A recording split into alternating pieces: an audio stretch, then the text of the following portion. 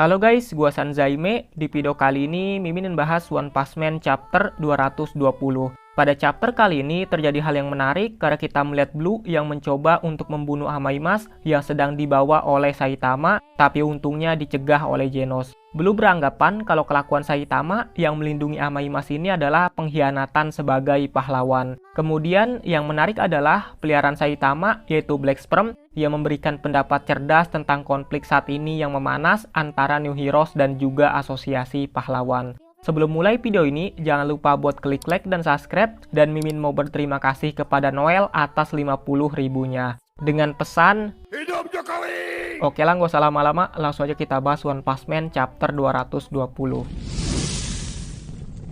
Oke, di awal chapter kita di sini melihat Blue yang sedang berdiri di atas sebuah tower sambil melihat sebuah lokasi melalui jam tangan untuk mencari keberadaan dari Amaimas kemana arah yang dia tuju. Blue merasa kalau Amaimas ingin disembunyikan, kemungkinan besar dia ada di kota Z, area tidak berpenghuni yang hancur akibat insiden asosiasi monster. Dan kalau mau melakukan pencarian besar-besaran seperti menyisir area, sepertinya aku membutuhkan lebih banyak orang. Sial, dasar asosiasi pahlawan, berani-beraninya mereka mengganggu pelacakanku. Dan sebelum kejadian di mana Blue berdiri di atas tiang tower ini, kejadian sebelumnya itu dia sudah pernah bertemu Amaimas monster yang sedang dibawa oleh Saitama. Pada saat itu dia mencoba untuk mengejar, tapi karena kecepatan dari Saitama membuat Blue terkejut dan bertanya-tanya siapa orang ini karena dia terus melompat tanpa menurunkan kecepatan meski sambil membawa monster itu. Kalau begini terus aku akan tertinggal. Dan kemudian Blue pun ingin mencabut limiter pada kostum tempurnya ini walaupun sekali pakai tapi tidak ada pilihan lain.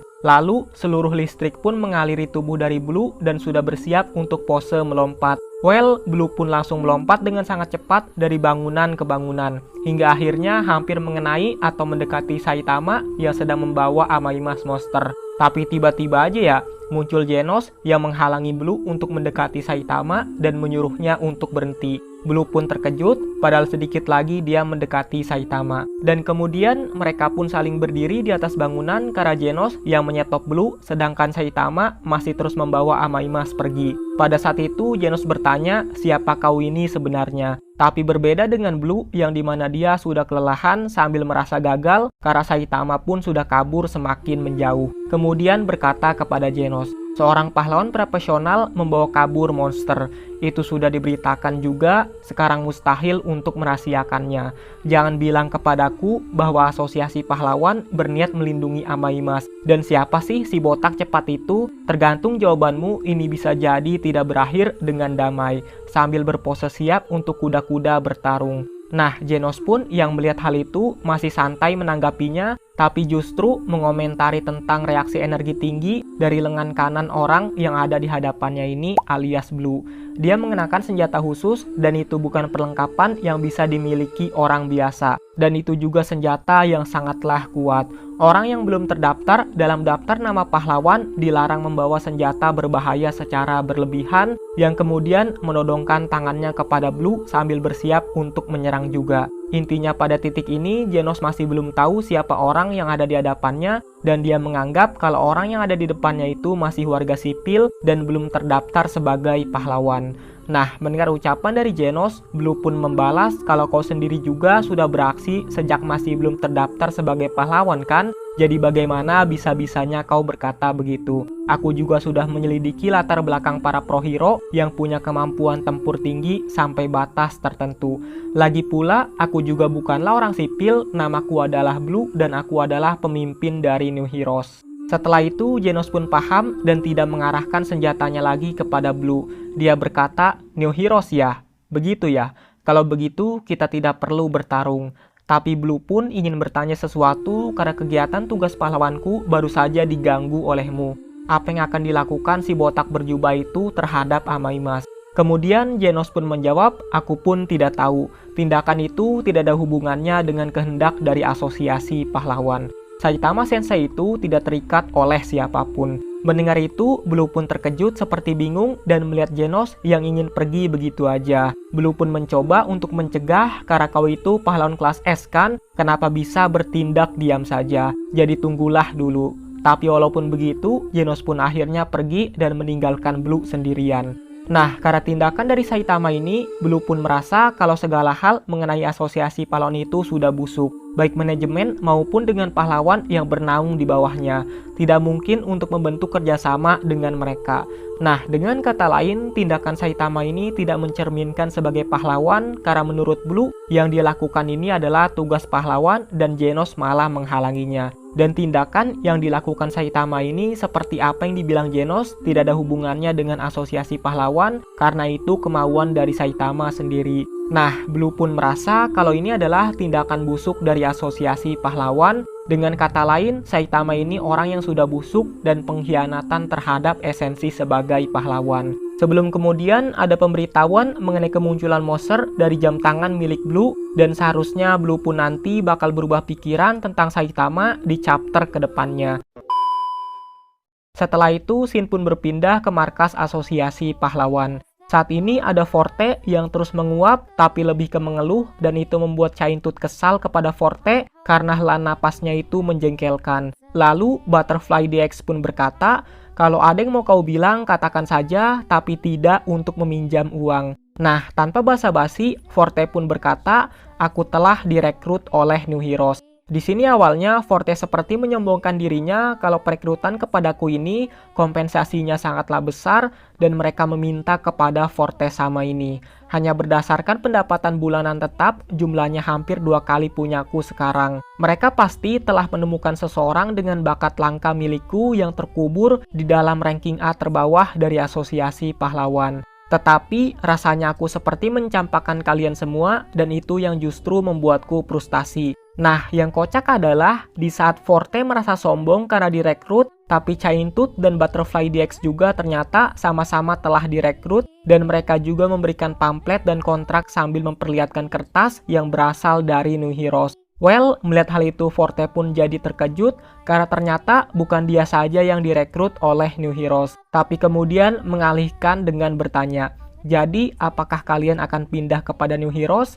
Chaintooth menjawab kalau sedang dipertimbangkan secara positif. Sedangkan Butterfly DX menambahkan sepertinya di sana juga sudah disediakan kebutuhan hidup, pakaian, makanan, dan tempat tinggal. Kemudian mereka pun di sini bercakap panjang tentang New Heroes. Berbeda dari asosiasi pahlawan, prinsip mereka adalah keselamatan para pahlawan di atas segalanya. Jadi mereka tidak memberikan permintaan yang nekat kepada pahlawannya. Bahkan untuk yang beranking rendah atau pemula, mereka menyediakan perlengkapan yang lengkap dan tidak ada target khusus. Dan kalau terjadi insiden, AI langsung menghitung dan memilih personel yang cocok, lalu mengirim mereka ke lokasi dalam tim yang beranggotakan minimal 3 orang. Mereka bahkan menempatkan banyak kendaraan lapis baja dan pesawat ringan di tiap kota.